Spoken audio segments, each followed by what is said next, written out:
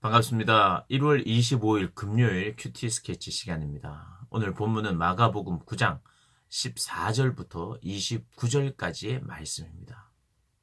오늘 본문은 변화산에서 예수님과 또 베드로, 야고보, 요한이 변화산에 올라가 있는 동안 밑에서는 나머지 제자 9명이 서기관들과 또 군중의 무리들과 한참 어떤 토론을 합니다.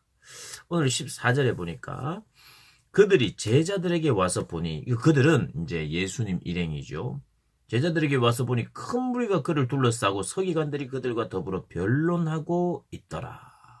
온 무리가 곧 예수를 보고 매우 놀라며 달려와 문안하거늘 예수께 물으시되 너희가 무엇을 그들과 변론하느냐. 예수님께서 그렇게 물으시는 거예요.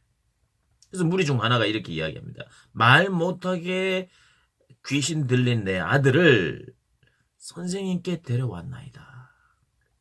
귀신이 어디서든지 그를 잡으면 거꾸로져 거품을 흘리며 이를 갈며 그리고 파리해지는지라. 내가 선생님의 제자들에게 내쫓아 달라 하였으나 그들이 능히 하지 못하더이다. 이렇게 이야기를 합니다.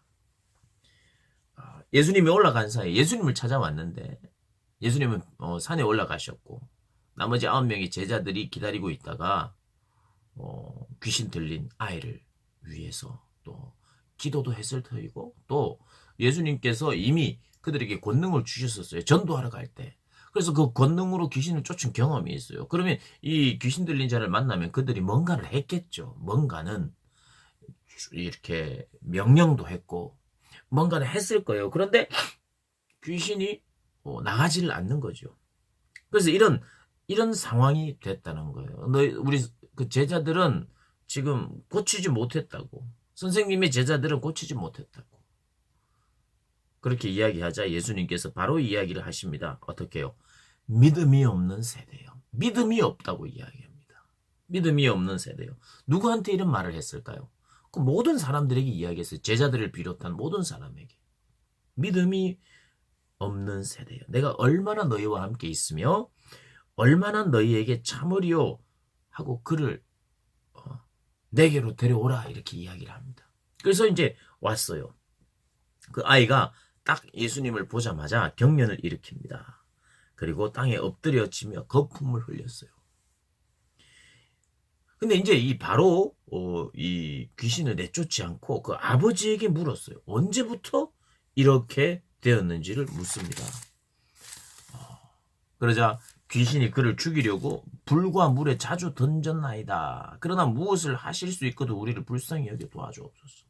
자주 물과 불에 자주 그 아이를 죽이려고 그렇게 했다는 거예요. 예수님이 뭔가를 할 수만 있다면 뭔가를 해주세요 이렇게 했어요. 그게 예수님이 이렇게 말씀하십니다. 할 수 있거든요. 무슨 말이냐. 혹시 할 수 있다면 해주세요.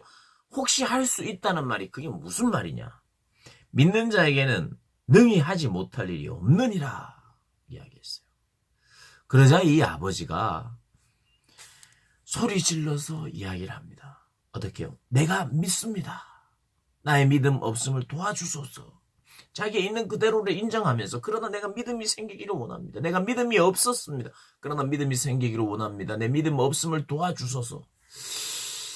우리의 그 상황을 잘 대변하고 어떻게 우리가 믿음이 부족하고 또 연약하고 역사가 일어나지 아니할 때에 어떻게 우리가 기도해야 될지를 참 잘 가르쳐주는 본문 같아요. 우리가 믿는다고 믿었지만 우리가 믿음이 없고 우리가 따른다고 따랐지만 예수님의 그 역사가 없을 때에 우리가 할 수 있는 기도, 주여 내 믿음 없음을 도와주옵소서. 그런 믿음을 달라는 거죠. 그래서 이제 예수님께서 그 귀신을 꾸짖습니다. 말 못하고 못 듣는 귀신아, 말 못하고 못 듣는 귀신아, 내가 너에게 명하노니 그 아이에게서 나오고 다시 들어가지 말라 이렇게 이야기를 합니다. 그래서 귀신이 소리 지르고 나갑니다.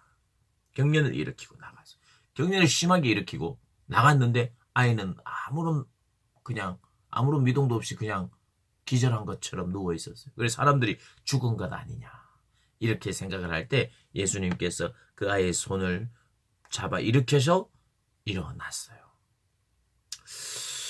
그래서 이제 제자들이 그 일 후에 어찌 예전에는 예수님께서 둘둘 보내서 우리가 전도할 때는 귀신도 쫓아냈고 그런 이야기들이 일들이 있었는데, 그리고 예수님께 보고도 했는데 왜 이 아이는 안 됩니까? 라고 묻자 예수님께서 이렇게 이야기합니다.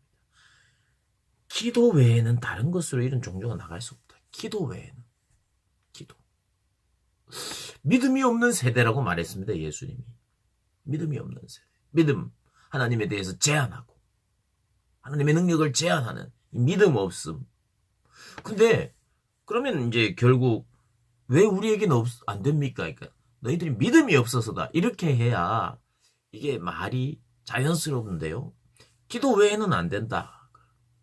그럼 우리가 이렇게 생각할 수 있어요.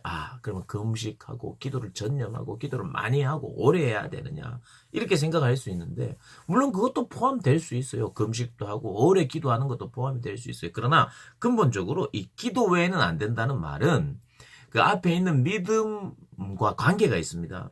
그러니까 믿음과 기도의 관계는 뭐냐 하면, 일단 믿음은 예수님께서 말하는 오늘 이야기에 나오는 이 믿음은 하나님의 능력을 제한하지 않고 신뢰해야 된다는 걸 말하고, 그 하나님을 의지하며 신뢰하는 가운데 믿음으로 간구해야 된다는 그런 의미겠죠. 믿음과 기도의 관계가 그렇습니다.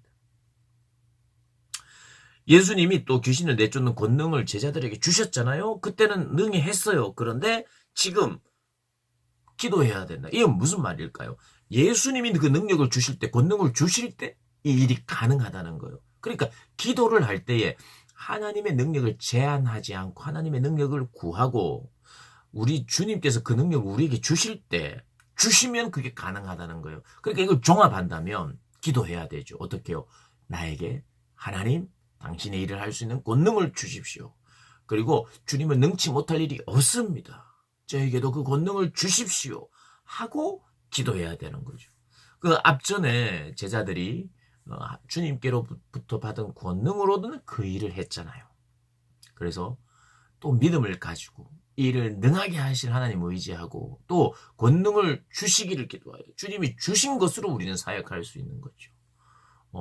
여기서 말하는 이 기도 외에는 안 된다는 것은 그냥 오래 기도하고 금식하고, 이제는 예전은 귀신은 좀 약한 귀신인데 오늘은 좀 센 귀신이기 때문에 센 귀신한테는 좀 금식을 하면서 막 오래 기도해야 된다, 이야기를 근본적으로 하는 게 아니라 이 믿음과 기도의 관계를 이야기하고 있다는 거 우리 기억하면서 늘 믿음의 간구, 믿음의 기도, 하나님은 선한 일을 위하여, 귀신 내쫓는 일을 위하여, 악한 자에게 사로잡혀 있는 자를 위하여 그들을 긍휼히 여기는 마음을 가지고 하나님께 능력을 구하면 하나님이 주신다는 것입니다.